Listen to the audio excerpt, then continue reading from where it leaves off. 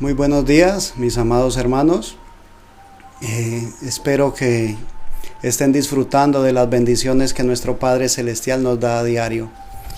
Les voy a invitar que por favor inclinemos como siempre nuestro rostro, nuestro corazón, y vamos a dirigirnos delante de nuestro Padre Celestial.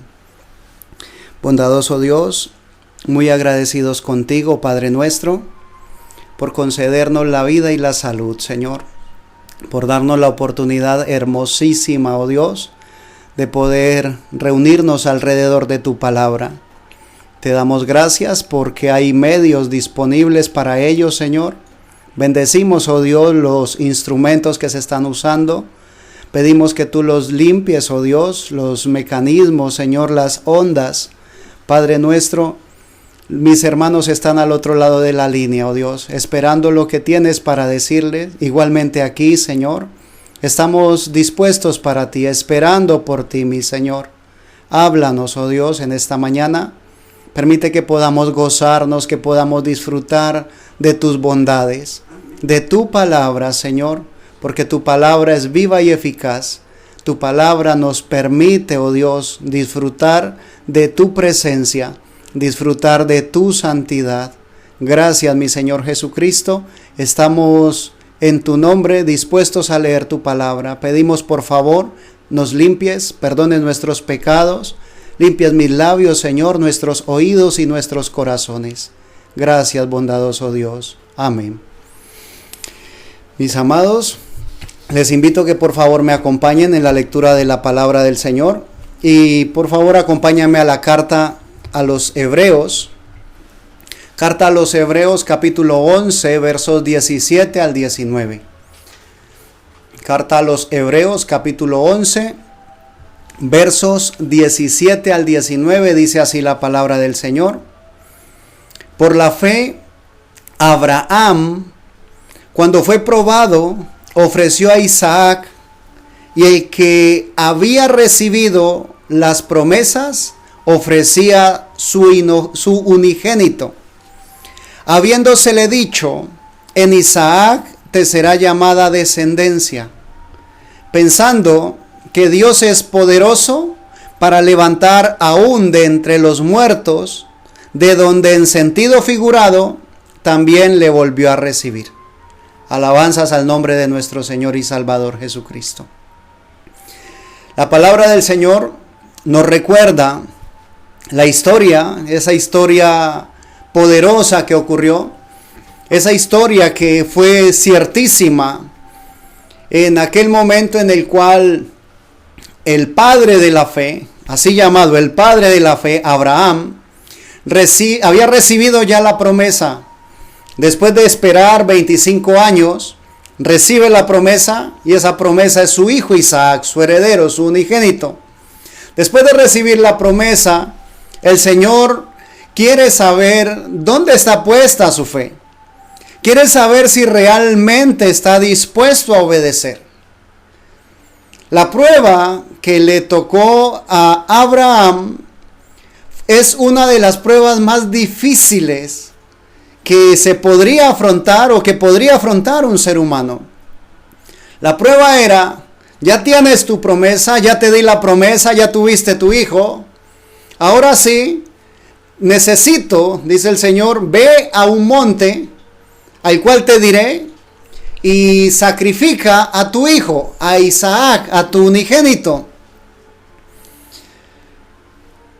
Cuando el Señor le hace esta solicitud a Abraham, dice la palabra del Señor allá en el libro de Génesis, que Abraham madruga, ¿sí? Se levanta muy temprano, arregla su asno, prepara a su hijo y sale dispuesto a cumplir lo que el Señor le ha mandado.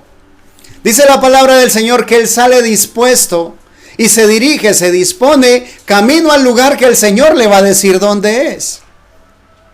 Una vez se encuentra el lugar, dice la palabra del Señor de que él le dice a sus criados que lo esperen allí, porque él va a ir a adorar con su hijo, con el muchacho, y volverán. Abraham sabía lo que Dios le había solicitado. Cuando llegan al lugar, Dice Isaac: Padre, aquí está la leña, aquí está el fuego, está el cuchillo, ¿y dónde está el cordero para el holocausto? ¿Dónde está el holocausto? Y Abraham suelta esa expresión hermosa que continuamente retumba en nuestros oídos, nuestras mentes y nuestros corazones. Esa expresión que dice: Jehová proveerá. Cuando Abraham suelta esta expresión, es algo de adentro de su corazón, ¿sí? No es solamente que él está contestando, o sea, no es que esté diciendo algo por contestar una pregunta. No es que él esté simplemente buscando solución a solucionar una pregunta, una interrogante de su hijo, por no decirle: tú eres el sacrificio. O sea, es simplemente que la palabra del Señor se cumple. De la abundancia del corazón habla la boca. ¿Qué había en Abraham? Había certeza, había seguridad. Abraham conocía a Dios, Abraham sabía quién era Dios. Abraham podía decir libremente: Jehová proveerá. Abraham podía decir simplemente sin pensarlo siquiera. Era simple, era algo natural, era algo que brotaba de aquí adentro. Y el holocausto y el sacrificio, Jehová proveerá. Una vez llegan al lugar, dice la palabra del Señor, que Abraham levanta el altar, hace el altar con piedras, lo organiza y ata a su hijo para el sacrificio. Dice que organiza la leña y pone el sacrificio. A Isaac lo pone allí. Nosotros en ocasiones leemos la escritura y pasamos letras. Cuando pasamos letras, ocurre algo, y es que simplemente al pasar letras, adquiere en nuestra mente conocimiento y decimos: ocurrió esto. Pero cuando nosotros logramos adentrarnos, cuando logramos nosotros sumergirnos en la palabra del Señor, entonces no solamente son letras, no solamente es conocimiento, sino que podemos vivir lo que ocurrió en ese momento. Y podemos nosotros entender, o al menos imaginarnos, por lo que está pasando Abraham. Nosotros generalmente vemos nuestras pruebas como algo difícil, como algo complicado, y no estoy restándole valor a tus pruebas. Quiero hacerme entender. Estoy diciéndote que la palabra está llena de ejemplos, de pruebas más grandes y obviamente también menores que las tuyas. Pero pruebas. Cuando Abraham está en el momento crucial, cuando está dispuesto a consumar el mandato de Dios, dice la palabra del Señor que cuando él ya estaba dispuesto a sacrificar a Isaac, entonces él oye una voz, aleluya, desde el cielo que le dice que no ponga su mano sobre su hijo, que no le haga daño al muchacho, porque conozco, dice la palabra del Señor, que me amas por sobre todas las cosas, aleluya.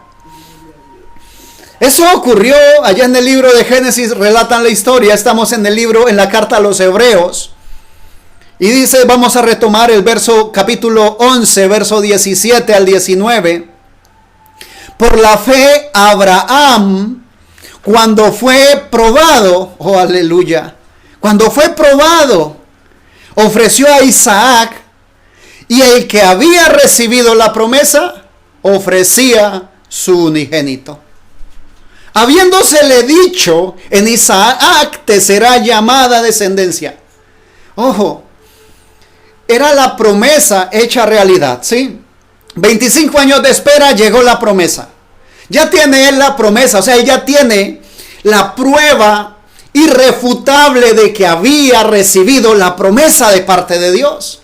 Tenía cómo probarlo, era su hijo, lo cargaba, lo mostraba, porque le habían hecho burla durante muchos años. ¿Y dónde están tus hijos, padre de multitudes?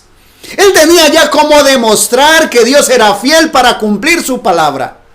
Y de pronto le dice el Señor: ya lo tienes, ya lo contemplaste, ya lo abrazaste, ya lo amaste, ahora entrégamelo. Y dice la palabra: habiéndosele dicho, en Isaac te será llamada descendencia. Había habido una promesa.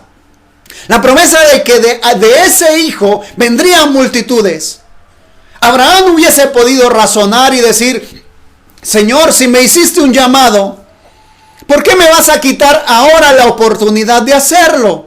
¿Por qué me vas a quitar ahora la oportunidad de decirle amén a tu palabra? Pero dice, por la fe. O sea, había algo en Abraham. Dice la palabra, habiéndosele dicho, en Isaac te será llamada descendencia, pensando que Dios es poderoso para levantar aún de entre los muertos, de donde en sentido figurado también le volvió a recibir. Aleluya. El cuerpo de Abraham, cuando recibe la promesa, dice la palabra del Señor, cuando ya el niño nace, él tiene 100 años. O sea, su cuerpo, su virilidad, su naturaleza ya estaba muerta. Y de allí vino la promesa. Aleluya. No había esperanza. Él creía en esperanza contra esperanza. Pero lo recibió. Y cuando se le dice entrégalo, él estaba dispuesto a entregarlo. Gloria a Dios. Pero a veces nosotros podemos disfrutar, podemos saborear el poder, la gracia de Dios. Podemos disfrutar las bendiciones que Dios nos da. Y llega un momento en el cual el Señor dice, dame a mí. Y nosotros cuestionamos, nosotros nos preocupamos, nosotros nos desesperamos. Cuenta la palabra del Señor en el libro de los Hechos. Te pido el favor que me acompañes. Hechos, capítulo 12, versos 1 al 6. Dice así la palabra del Señor. En aquel mismo tiempo, el rey Herodes echó mano a algunos de la iglesia para maltratarles. Oh, Señor. En aquel mismo tiempo, ¿sí? Cuando estaba ocurriendo el despertar de la iglesia, el surgir de la iglesia, cuando estaba viniendo a nacimiento, cuando estaba viniendo a florecer la iglesia de Dios, dice, en aquel mismo tiempo el rey Herodes echó mano a algunos de la iglesia para maltratarles y mató a espada a Jacob, hermano de Juan. Verso 3. Y viendo que esto había agradado a los judíos, procedió a prender también a Pedro. Entonces, eran entonces los días de los panes sin levadura. Y habiéndole tomado preso, le puso en la cárcel, entregándole a 4 grupos de 4 soldados cada uno, para que le custodiasen, y se proponía sacarle al pueblo después de la Pascua. Vamos a hacer un alto allí. Está el momento crucial, ¿sí? El momento glorioso. La iglesia está tomando su lugar. La iglesia está tomando posesión. La iglesia está ubicándose, aleluya. Está levantándose la iglesia en poder. Está levantándose la iglesia con el respaldo del Espíritu Santo. De pronto, Herodes, dice la escritura, era el rey Herodes, prende a algunos para maltratarles. Y aún le quita la vida a Jacobo. Y como ve que eso le agrada a los judíos, entonces le echa mano también a Pedro. Quiero que por favor visualices en un momento la situación. Vamos a decir, ¿qué pasaría o cuál sería el pensamiento, la actitud, cuál sería el proceder si aquel Pedro fueses tú? Imagina por un momento que estás en ese momento, en ese episodio, en ese lugar, en ese tiempo. Tú ves el poder de Dios manifiesto, pero de pronto te echan mano después de haberle quitado la vida a uno de tus discípulos, uno de tus hermanos, otro de los discípulos. Y saben lo que te viene a ti. ¿Qué estarías pensando tú? ¿Cómo tomarías esas cosas? ¿Cómo recibirías esa prueba? Solamente analízalo. ¿Cómo la recibirías? Algunos la recibiríamos posiblemente postrándonos de rodillas y llorando. Algunos diríamos, como dijo el rey Ezequías, cuando el Señor llega a través del profeta Isaías y le dice, cuando está enfermo le dice, arregla tu casa, porque por esta enfermedad vas a morir y no vivirás. Ante esa advertencia o ante ese anuncio que Dios le da al profeta Ezequías, él se pone a llorar, dice la palabra. Se pone a llorar y le dice, Señor, acuérdate de mi proceder, de mi corazón recto, que he hecho las cosas que a ti te agradan. Y el Señor dice al profeta Isaías, devuélvete y dile, he escuchado tu oración y he visto tus lágrimas. Voy a añadir a tus días 15 años. ¿Cuál sería tu posición? Si tú estás en el lugar de Pedro, donde te apresan, acabando de matar a otro discípulo y te van a sacar a entregarte a los judíos, ¿cuál sería tu posición? ¿Estarías postrado, llorando, clamando, diciendo, Señor, ayúdame? ¿O estarías haciendo como dijo mi Señor Jesús allá en el huerto Getsemaní? Cuando se arrodilla y ora y dice, Padre, si te es posible, si fuere posible, que pase de mí esta copa, pero que no se haga conforme mi voluntad, sino conforme la tuya. Aleluya. ¿Cuál sería la reacción nuestra? Porque quiero que leas conmigo la reacción de Pedro. Dice el verso 5 y 6, vamos a leer. Así que Pedro estaba custodiado en la cárcel. Pedro custodiado en la cárcel, dice, pero la iglesia hacía sin cesar oración a Dios por él. ¿Sí? Y cuando Herodes, verso 6, le iba a sacar aquella misma noche, ¿estaba Pedro clamando? No. ¿Estaba Pedro llorando? No. Estaba Pedro durmiendo, aleluya, entre dos soldados, sujeto con dos cadenas, y los guardas delante de la puerta custodiaban la cárcel. ¿Qué hacía Pedro? ¿O Pedro era un descarado, un perezoso, un dormilón? En ninguna manera. Pedro estaba confiando en la bendita voluntad de Dios. Pedro estaba firme, estaba seguro de que Dios tenía un propósito con él. Ahora, ya el Señor había hecho cosas a través de Pedro. Y si ya no necesitaba el Señor hacer más y era momento de ser sacrificado, Pedro estaba tranquilo, Pedro descansaba en el Señor. Y tú podrías decir, pero no debía haber Pedro estar llorando. Posiblemente. Una vez que le corresponde al apóstol Pablo ser sacrificado, dice la palabra del Señor que él va, pero no va llorando, no va azotándose en el piso, no va haciendo pataleta, no, él va, dice la palabra, va dispuesto, va cantando, aún va diciendo, ¿dónde está, sepulcro, tu victoria? ¿Dónde, muerte, tu aguijón? ¿Dónde? Si ya mi Señor me dio la victoria, aleluya. Gloria al nombre del Señor. Está Pedro preso, acabando de ver la muerte de su hermano, y él dispuesto a posiblemente correr la misma suerte. Pero llega la noche y él no pasa la noche en vela. Él no está intranquilo, él está confiado. Alabanzas al Señor. Y dice la palabra que tiempo atrás, en el Evangelio según San Mateo capítulo 8, verso 23 al 26, es donde el Señor le enseña a Pedro. Dice la palabra del Señor, Evangelio según San Mateo capítulo 8, verso 23 al 26. Y entrando él en la barca, mi Señor Jesús, sus discípulos le siguieron.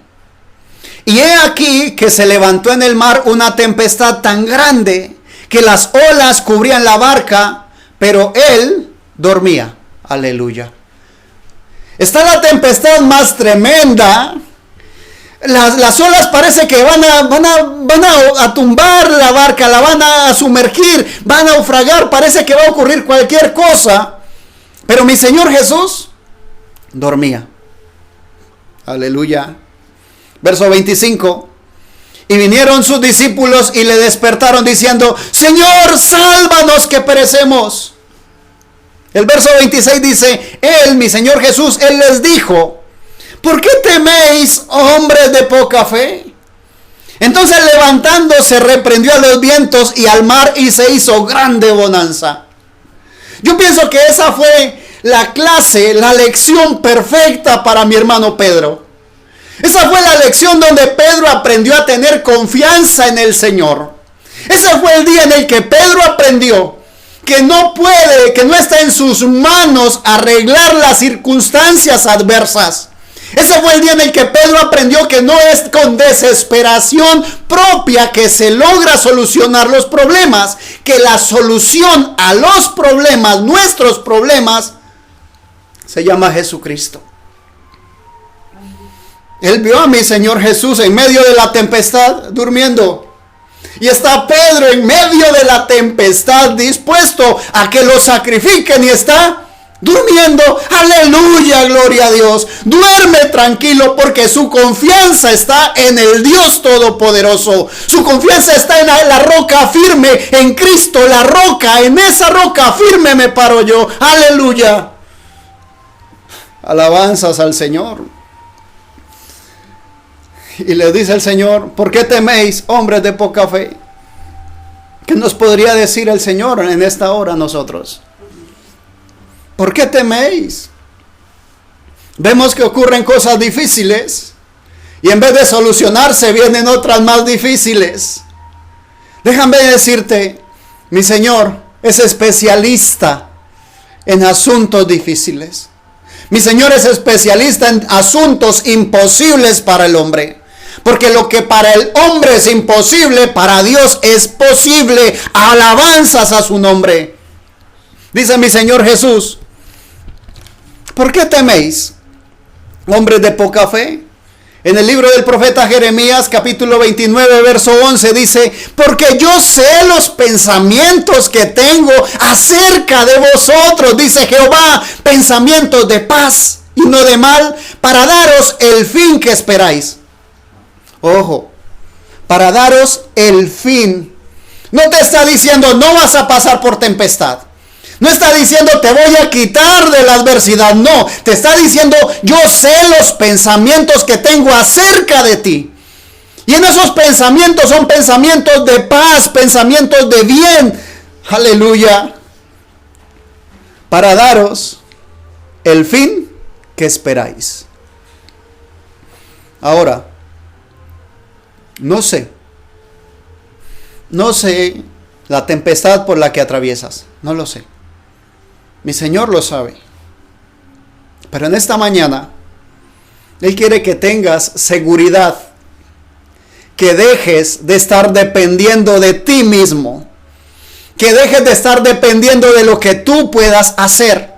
Una cosa te es necesaria hacer. Y eso es tener plena confianza en el Señor.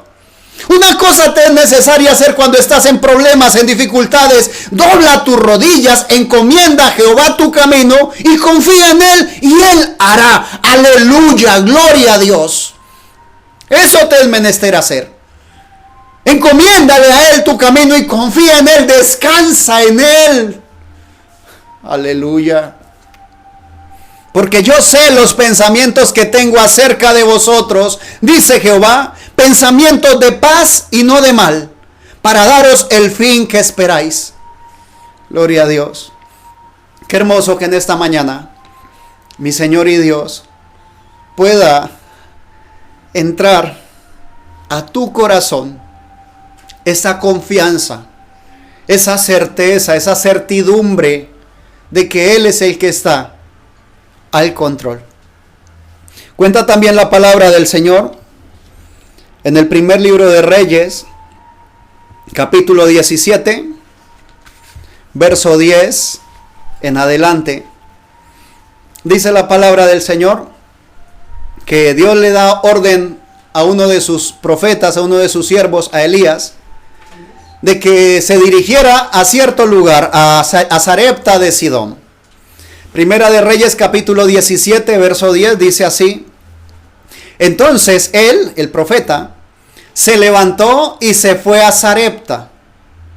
Y cuando llegó a la puerta de la ciudad, he aquí una mujer viuda que estaba allí recogiendo leña, y él la llamó y le dijo: te ruego que me traigas un poco de agua en un vaso para que beba. Aleluya. Ahora, usted pudiera decir, mi hermano, es que usted está poniendo ejemplos de Pedro. Y Pedro fue tremendísimo. Cuando él pasaba, ponían a los enfermos en las calles para que al menos su sombra pasara por allí y fueran sanados. Entonces usted podría decirme en esta hora, pero ¿por qué me pone el ejemplo de Pedro? ¿Quién soy yo comparado con Pedro? Ahora usted me dice, usted me está poniendo el ejemplo de Jesús. ¿Quién soy yo comparado con Jesús? Y me podría decir ahora, y me estás hablando de un profeta, de Elías, que fue uno de los más grandes profetas que hubo. Pero mi amado hermano, para tu tranquilidad, el ejemplo que voy a poner no es del profeta Elías, es de la viuda, ¿sí? Así que préstame por favor toda tu atención. Presta por favor toda tu atención a lo que mi Señor quiere decirte en esta hora. Y cuando llegó a la puerta de la ciudad, he aquí una mujer viuda que estaba allí recogiendo leña, y él la llamó y le dijo: te ruego que me traigas un poco de agua en un vaso para que beba. Ahora, quiero que recordemos que en ese momento está pasando el pueblo por una gran sequía. No ha habido lluvia ni rocío. La tierra está cuarteándose de lo seca que está. No hay sembrados, no hay cosecha, no hay cultivos, no hay alimentos. En ese momento está pasando por el peor momento la ciudad. Ese país está pasando por un momento fatal. No hay alimentos, no hay agua, ¿sí? Esa es la condición en la que está el pueblo. O sea, no es la condición de uno, es la condición del pueblo, es condición general. Y en esa condición está esta mujer recogiendo leña. Se la encuentra el siervo de Dios y le dice: te ruego que me traigas un poco de agua en un vaso para que beba. Verso 11: y yendo ella para traérsela, aleluya. Préstame por favor tu atención. Hay escasez. No hay agua, no ha llovido, los ríos se han secado, los nacimientos de agua se han secado, no hay agua. Sin embargo, llega el siervo de Dios y le dice: te ruego que me traigas un poco de agua en un vaso para que beba. ¿Y qué hace ella? Pregunto, ¿qué harías tú? ¿Qué haría yo en ese caso? Oh, esto es mío, es mi agua. Es una viuda, no tiene marido que la sustente, tiene un niño a cargo de ella. Ella podría haber dicho: es que esta agua es mía y de mi hijo. Pero ella da la vuelta para traerle agua. O sea, eso ya es un sacrificio, mi hermano. No sé cómo lo ves tú, pero ese es un gran sacrificio. Estaba entregando el agua que tenía para sí. Ese ya es un sacrificio. Y dice el verso 11: y yendo ella para traérsela, él la volvió a llamar y le dijo: te ruego que me traigas también un bocado de pan en tu mano. Oh, eso ya era tremendo. En un momento de crisis, de crisis total, el verso 12 dice: y ella respondió: vive Jehová tu Dios, que no tengo pan cocido, solamente un puñado de harina tengo en la tinaja y un poco de aceite en una vasija. Y ahora recogía 2 leños para entrar y prepararlo para mí y para mi hijo, para que lo comamos y nos dejemos morir. Ojo, la viuda está contándole al siervo de Dios su condición. Ella no le ha dicho: no te lo voy a dar, ¿sí? Ella le está diciendo simplemente: te voy a decir realmente lo que hay en mi casa. Te voy a decir para qué recogía yo estos leños. Le está diciendo, lo que tengo alcanza suficiente para preparar 2 tortas. Una para mi hijo, una para mí. Nos las comemos y no más. Nos dejamos morir. Pero no se le estaba negando. Le estaba contando su situación. El verso 13, Elías le dijo, no tengas temor. Ve, haz como has dicho, pero hazme a mí primero de ello una pequeña torta cocida debajo de la ceniza y tráemela. Y después harás para ti y para tu hijo. ¿Qué está diciendo mi Señor? Mi Señor está diciéndole a través del profeta, está diciéndole, no te preocupes. Lo que tienes allí es suficiente para sostenerte. Pero primero, dame, dice el Señor, mi lugar. Primero, ponme a mí, ¿sí? Dios quiere estar primero en nuestras vidas. Dios quiere estar primero en tu vida sin importar la condición en la que estás, el problema que estás pasando, y quiere estar allí de primero. Y le dice el verso 14, porque Jehová Dios de Israel ha dicho así, la harina de la tinaja no escaseará, ni el aceite de la vasija disminuirá, hasta el día en que Jehová haga llover sobre la faz de la tierra. Aleluya. ¿Sabes lo que está diciendo mi Señor en este momento a ti y a mí? Está diciéndote, no te dejes angustiar, no te dejes ahogar por el problema que estás pasando. Aún yo tengo el control.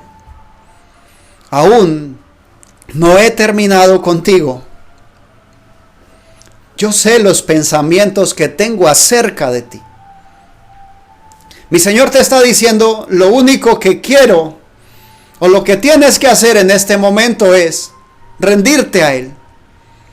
Lo único que tienes que hacer en este momento es entregar lo que tienes a Él. Y usted puede decir, hermano, si supiera que ni esperanza tengo ya. Lo único que tengo son conflictos. Cada vez que parece que hay una luz, inmediatamente se apaga.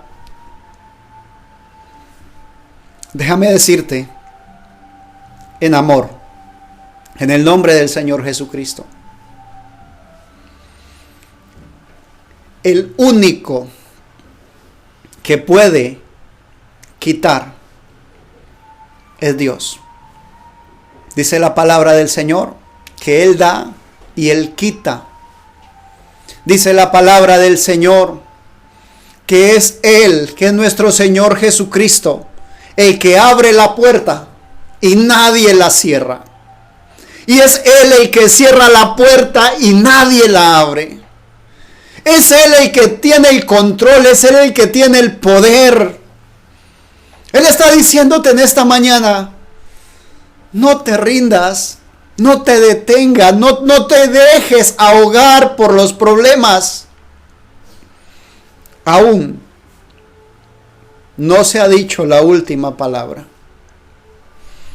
Aún sigue estando Dios al control.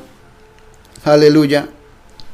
Aún está mi Señor Jesucristo cuidando de ti y cuidando de mí. Esta mujer no tenía más, pero le tocó entregar su confianza a la palabra de Dios.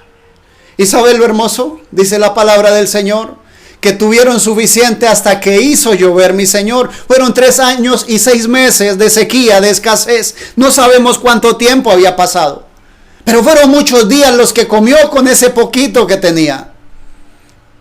Si en este momento, a pesar de las circunstancias, tú piensas que has perdido la fe, pero estás mirando esta palabra, es porque aún hay fe en tu corazón. Es porque aún hay esperanza en tu corazón. Aún tienes esa expectativa de lo que Dios quiere hacer contigo. Pero debes soltar lo que tienes. Posiblemente para muchos lo que tienen en sus manos es la desesperación. Para muchos están agarrados solamente del problema, de la situación difícil. Posiblemente muchos están abrazando ese problema porque lo ven tan grande y tratan de abrazarlo y se sostienen de él.